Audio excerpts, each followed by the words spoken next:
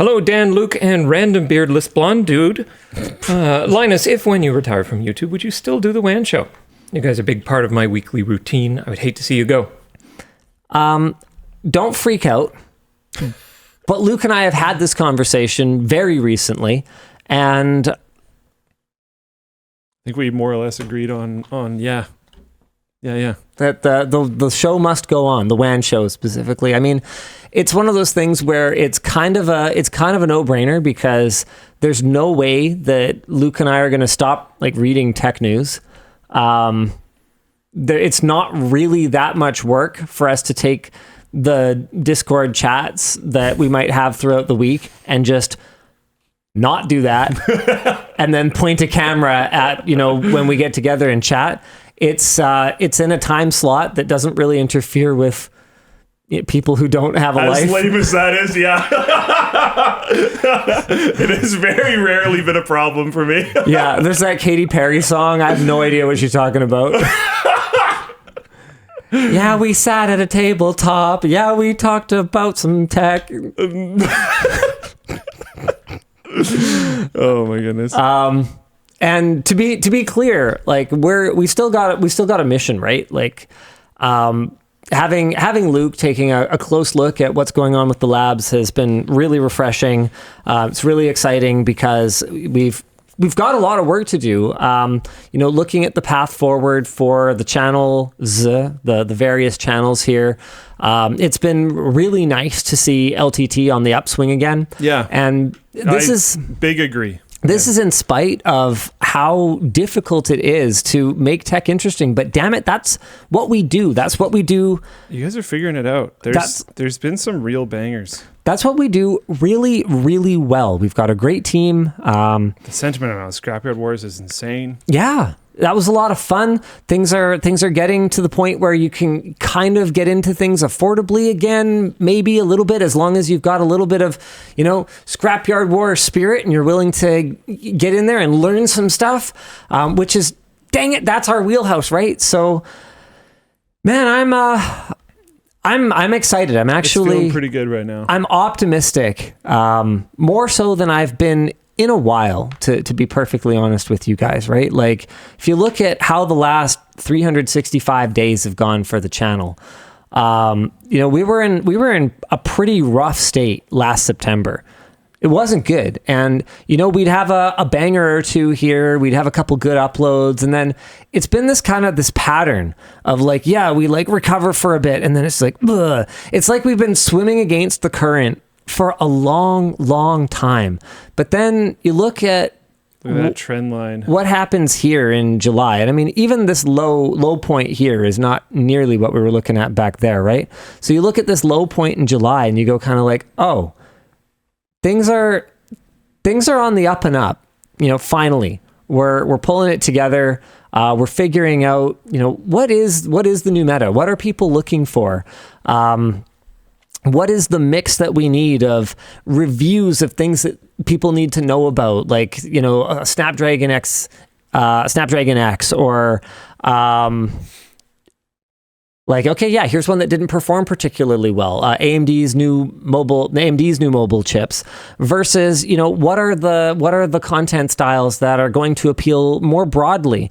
This one's a really good example where it didn't necessarily start out doing too great, honestly. If you look, it's at the low end of what our typical range is for video performance. But then it just keeps going up. But we figured out how to do this more often. How to find stuff that achieves, I call this escape velocity. Yeah. Right? Where we're finding ways to make content that appeals algorithmically to the YouTube audience in a way that we were struggling with for a while. So I'm really optimistic, because we're going to be able to do that better with more foundational testing, and we're going to be able to afford to build foundational testing as long as we can continue to do that better as we go.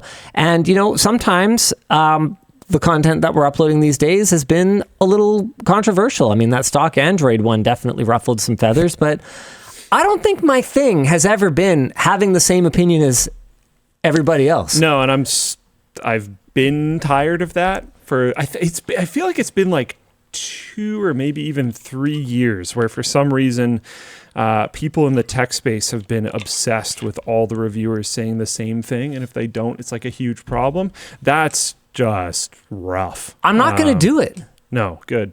Like, yeah, that's okay. not good. And you know what the funny thing is, in time, a lot of the time the discourse kind of comes around to my position. Do you remember what a firestorm it set off when I said that ad block was piracy? Is that coming around? Yeah. Really? Oh yeah. Cool. Dude, when I said that, it was like I had dropped a nuclear bomb on my career, essentially. Like, you wouldn't believe how, and some people are still super mad about it. It's weird when I see the community wholeheartedly embrace piracy, and then you say this one thing is piracy, and they're like, "No, it isn't." It's like, wait, what? I never said don't do it. I never said don't be able to sleep at night. Aren't you all trading Linux ISOs on your Plex servers? What are you even talking about? Like, we meme on this stuff all the time. Yeah. Relax, bro. Yeah. And it's the same thing. It's the same thing with WarrantyGate. Yeah. All I said was it's only worth the paper it's printed on. The value of a warranty is solely the value I will say of the company's willingness to fulfill it. I will say I still think, okay, so I messaged it terribly. Yeah. I messaged it terribly. Yeah. It was wrapped in like the worst packaging you could ever imagine. But the underlying, I don't disagree with the underlying statement.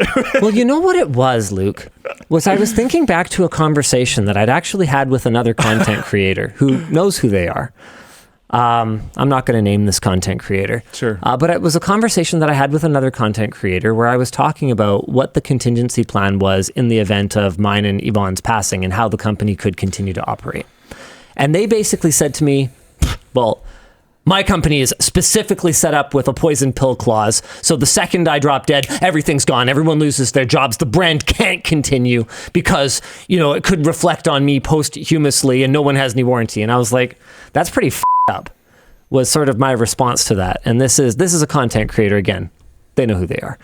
And I was like, nobody has any. Okay, wow, because they sell products or you're an actual fucking asshole, essentially, right? Because like the level of narcissism on display was sort of mind-boggling to me. Yeah, because of the just the whole thing, or the warranty's not all extending? Of it. Okay. All of it. The fact that everyone is just like instantly out of a job because this thing couldn't possibly be good without you.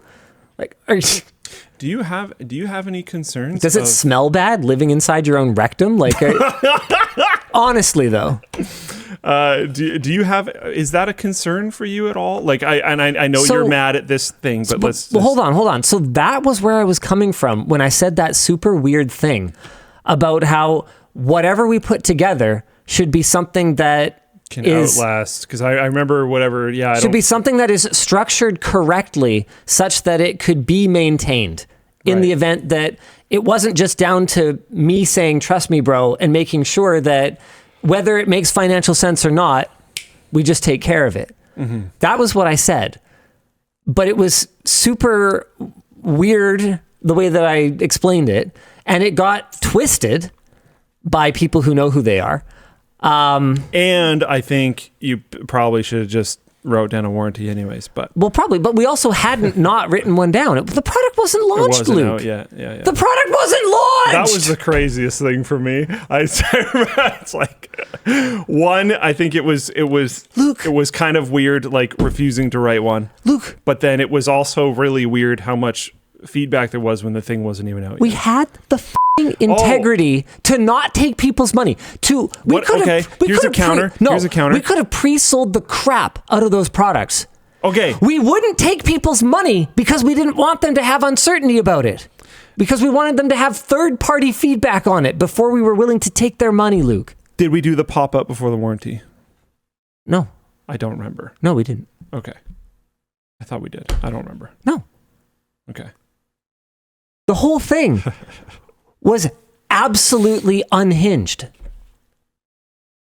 And it's really funny now because in every conversation around people like talking about our customer service, you see people that are like, like Linus said, like Yeah, I saw one recently. It was some the zipper like peeled off a backpack or something. Yeah. Oh my goodness. And like, I definitely have thoughts about that. Like from a sustainability standpoint, I would rather see people like go get that patched. And I'd rather give people like a small, credit for that or something than send a whole new backpack.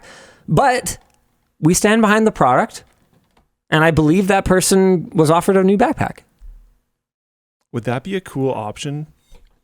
There's a lot of work. Is there some way? There's a lot of work involved because really difficult. Yeah, like it's not like we're a huge multinational brand and we can have like a backpack service center in every major city or whatever. But yeah, I mean, there's definitely things about that I personally wouldn't submit a warranty request for that. But personally, I would stand behind our product. Right? So sorry, I was looking at give me 1 second, sorry. Yeah, this is clean. I was looking at the subreddit. Someone posted that during the show.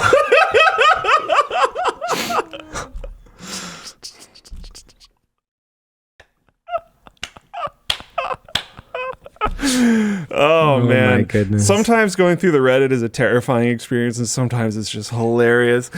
People got some screenshot, I think it was from Scrapyard Wars or something, and they remade the like Drake meme where it's like no or like that one. I saw that. That's so funny. I've been enjoying those. I don't know.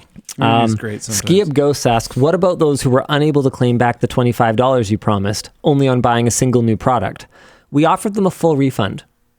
At the end of the day, my liability to you is absolutely not more than the cost you spent on the product. If you weren't happy with the $25 credit,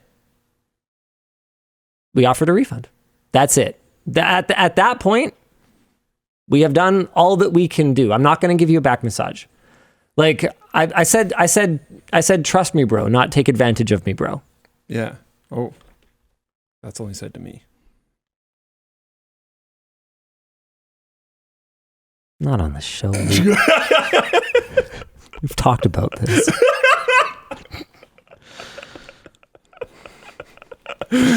Anyways, what about front massage? Says that's a nice hat. Oh man. Should we go through our announcements? We've got we've got. Wait, well, no, we're supposed to do a couple merch messages. We did one merch message. We do one? I want to kind of change up the format a bit. We do one merch message. You read all your announcements, and then we'll do another one, and then we'll move on. Oh, nice! Look at this guy being a producer. He's had the title for a long time, but that was some. He does produce. That was things. that was some next level producing. That was some. He just produced the fuck out of us. That's. I feel produced. we need like a logo in the corner of his webcam, just like SSS Plus. I'm gonna produce a resignation. No, I don't accept it. He just said we're doing WAN Show forever. You don't get to quit. You're stuck. Yeah, well, we wouldn't be working together technically, but we would still be doing WAN Show. The streak. Dude, this streak is going to be longer than my underwear, okay? Oh. The streak can never end. You still wear underwear? Smells better, too. My goodness. Wow. Oh, man.